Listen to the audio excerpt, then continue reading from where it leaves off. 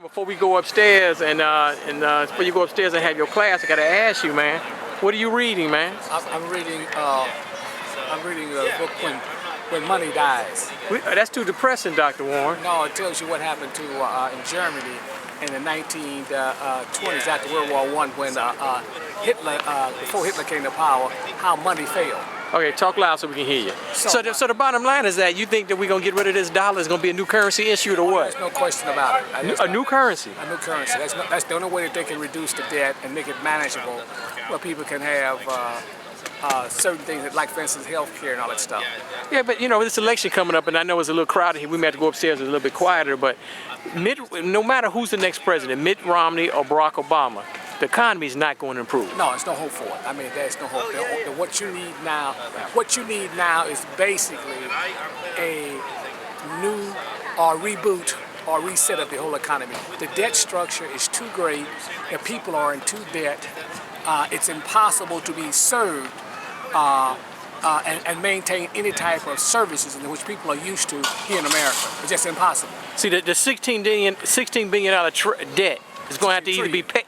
$16 trillion debt either going to be repaid or just eliminated, but no matter what's going to happen, it's going to lower the standard of living. Oh, it's definitely, that's one thing. The standard of living will be lowered. It's impossible in this globalization type economy with the debt we have that you have such a manner of cost of living. It's just impossible to maintain cost of living. Your standard of living will be impossible to maintain for the middle class, and I think the middle class will be totally wiped out in this whole rebooting of the economy. But this whole middle class is a myth because we have actually third world neighborhoods and communities and homes in America. Third world. You definitely already have third world. Basically, that's already here. There's no question about as a result of the jobs being moved, outsourced to China, Asia, and Mexico. What you have is a total deindustrialization of America. And that's the reason why you have people, you got 50 million people on food stamps. Right. 100 million people are basically poor, near poor. Poor or near poor. Near poor, yeah. And only 25% of the jobs in America have livable wages. So 75% of the jobs are substandard. Well, wait, only 25% of the jobs have a livable wage. Livable wage, that's $25,000, $30,000, $25 or $30 an hour, all the way up to your $200,000, $300,000. And people got to understand, this Mitt Romney, is Barack Obama going to change the world? Mitt Romney is going to improve the economy because he's a businessman? People got to understand the standard of living has been going down and decline for the average American for 30, 40 years. Right. Well, in the case of what you have, the average American makes $50,000, and his standard of living is actually no better off than it was going back to 1970, 1960. At least you had one thing. The woman was in the house and she wasn't working. Right. Now you got two people working, and some cases three working, two people working, maybe working 4 jobs, and they still can't make it.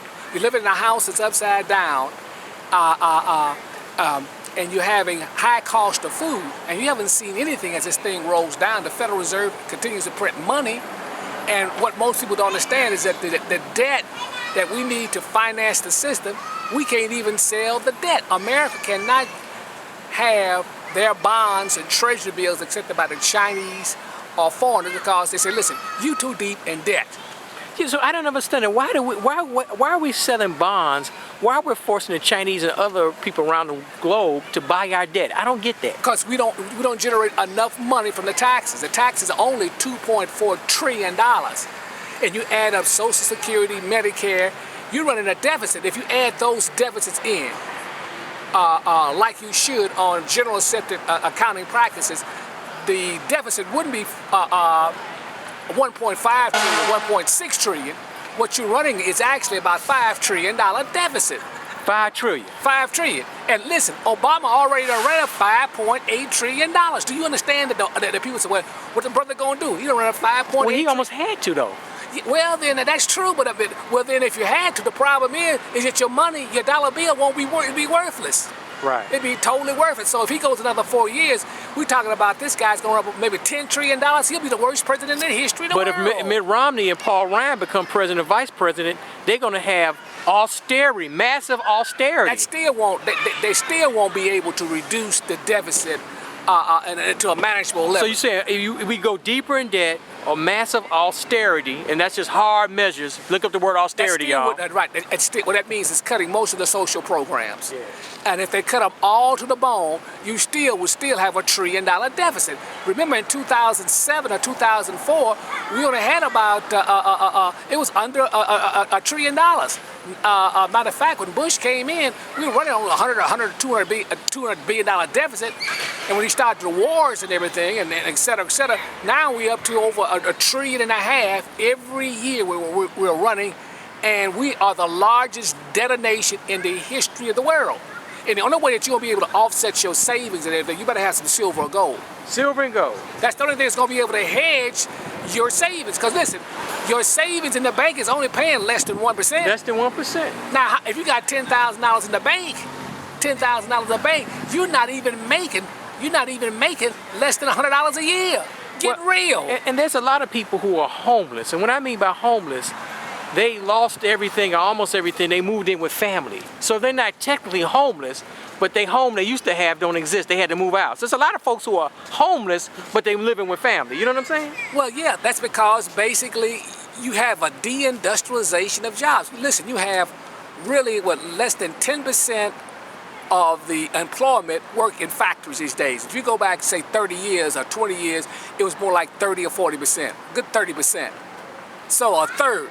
As a result, now those jobs have been shipped overseas. You're talking about millions of jobs, maybe 10, 15 million jobs, factory jobs that have been lost, which are low skilled, but it paid livable wages. These people were making what, $25,000, $30,000, $25 to $45 in General Motors. With no college degree. And with no college degree. Right, no college. They were working on their Siemens line or Ford, so they were able to pay for their home, put their children through school. Well, it's impossible to do that now.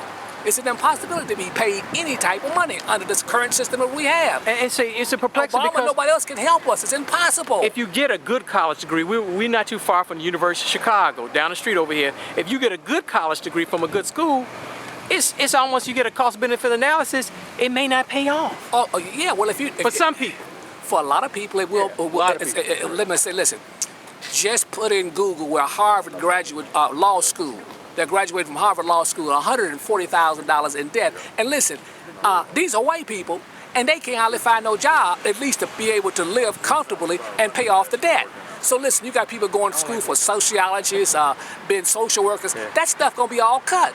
You're wasting your time. If you don't have a skill or trade that you can use, nursing or some type of tech that you can basically use, you're wasting your time because you will not be able to pay off that debt. But listen, if I'm a young man, I don't want to go to college, even Kennedy King or Chicago State, and I say I'm not going to college, I'm going to sell some drugs to make some money. Is that a good path? Well, listen. The illegal path?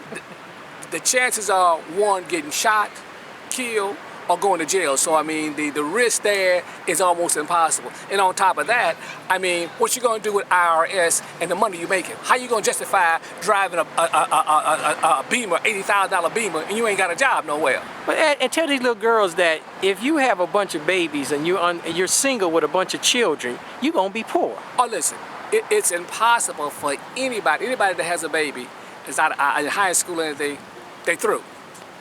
You're going to be underclass or in poverty because the guy that you probably had the baby by, he probably does not have any skills whereby that he can even provide for himself, less alone you or yourself. You don't understand that the quality of living, the type of job that you're going to be working is at 7-Eleven, Walmart, McDonald's, Walmart, the whole those nine. type of $8, $9, $10 a job at the most. At the most. Well, can we go upstairs and continue this conversation? Oh, sure. All right, let's go upstairs then. Dr. Warren, let's walk upstairs with Dr. Warren, man. Dr. Warren, the man.